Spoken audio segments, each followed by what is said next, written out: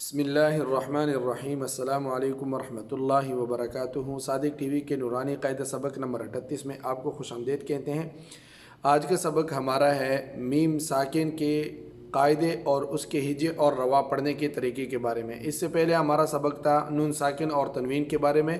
نون ساکن اور تنوین کے 4 احکام تھے جو ہم نے پڑھ لیے ہیں الحمدللہ۔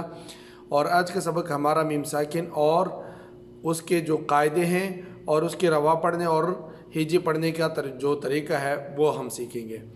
تو میم ساکن اور میم ساکن کے جو قاعدے ہیں وہ 3 ہیں۔ سب سے پہلا ہے اظہار۔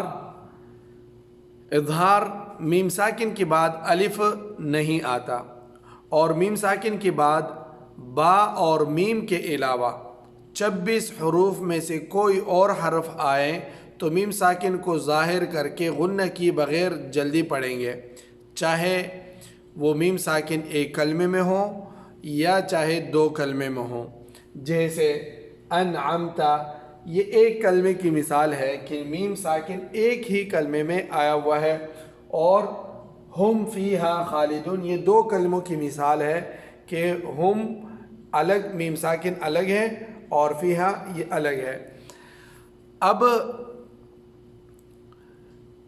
میم ساکن کے بعد الف تو آتا نہیں، لیکن میم ساکن کے بعد با اور میم کے علاوہ، با اور میم، یہ بات ذہن نشین رکھیں، بچوں کو سکھائیں کہ با اور میم کے علاوہ، یعنی میم ساکن کے بعد کوئی دوسرا میم آ جاتا ہے یا میم ساکن کے بعد با آ جاتا ہے تو اس کے علاوہ کوئی بھی 26 حروف، یعنی ٹوٹل 28 حروف ہے، 29 حروف ہے، تو اس میں سے کوئی بھی حرف آ جائے تو ہم میم ساکن کو ظاہر کر کے پڑھیں گے۔ یہ تو ہوا ایک قاعدہ، اس کی ہم پھر ہجے اور روا دونوں پڑھیں گے۔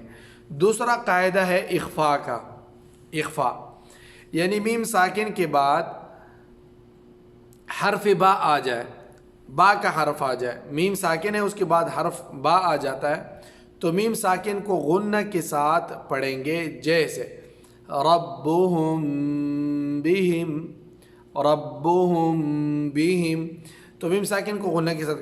یہاں پہ ایک بات کی وضاحت ضروری ہے کہ میم ساکن کے اخفاء کا مطلب یہ ہے کہ میم ساکن ادا کرتے وقت دونوں ہونٹوں کی خشکی کے حصے کو بہت نرمی کے ساتھ ملا کر غنہ ایک الف کی مقدار کے برابر ناک کے بانسے سے ادا کیا جائے، بہت نرمی کے ساتھ، اور اس کے بعد ہونٹوں کی تری والے حصے کو سختی کے ساتھ ملا کر با ادا کیا جائے۔ مثال کے طور پر ربهم، یہ ابھی میم ساکن پہ جب ہم پہنچیں گے تو آپ ملاحظہ کیجئے گا، ربهم، اب یہ دیکھو ہونٹوں کی خشکی والی حصے کو نرمی کے ساتھ، ربهم بہم، بہم بہم، یہ تری کے ساتھ پھر ادا کیا جائے۔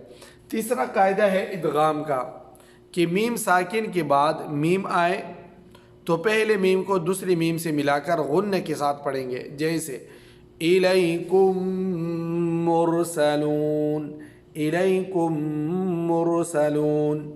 تو یہ 3 قاعدے ہیں میم ساکن کے، اظہار کا، اخفاء کا اور ادغام کا۔ اظہار کا تو یہ ہے کہ میم ساکن کے بعد الف اور با میں سے کوئی بھی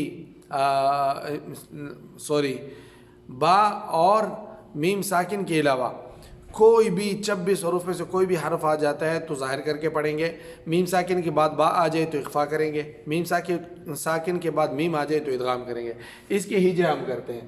انعمت، حمزہ نون زبر ان، عین میم زبر عم، انعمت، زبر تا، انعمت، وقفا انعمت، ہا میم پیش ہم، ہم، فا یا زیر فی، ہم فی، ہا الف زبر ہا، ہم فیہا، وقفا ہم فیہا، اور اچھا ربهم، را با زبر رب، با پیش بو، رب، ہا میم پیش ہم، ربهم، با زیر بی، ہا میم زیر ہم، بہم، ربهم بہم، اچھا تارا زبر تر، میم یا زیر می، ترمی، ترمی، ہا میم زیر ہم، ترمیہم، با زیر بی، ترمیہم بی، حا زیر حی، ترمیہم بحی، جیم الف زبر جا، ترميهم بحجارة را زبر را ترميهم بحجارة تا دو زیر تین ترميهم بحجارة وقفا ترميهم بحجارة. اچھا ادغام کا حمزہ زیر ای لام یا زبر لائی ایلائی کاف میم پیش کم الیکم میم را پیش مر الیکم مر.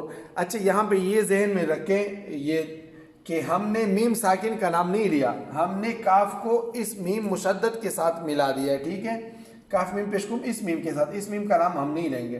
الیکم میم را پیش مر الیکم مر سین زبر سا الیکم مرسا لام واو پیش لو الیکم مرسلو نون زبرنا الیکم مرسلون.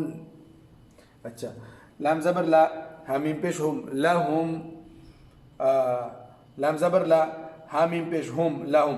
یہ جو لہم میں میم جو ہے اس کا ہم نام نہیں لیں گے, ہم ہاں کو اس میم کے ساتھ میں ملائیں گے جس پر شاد ہے.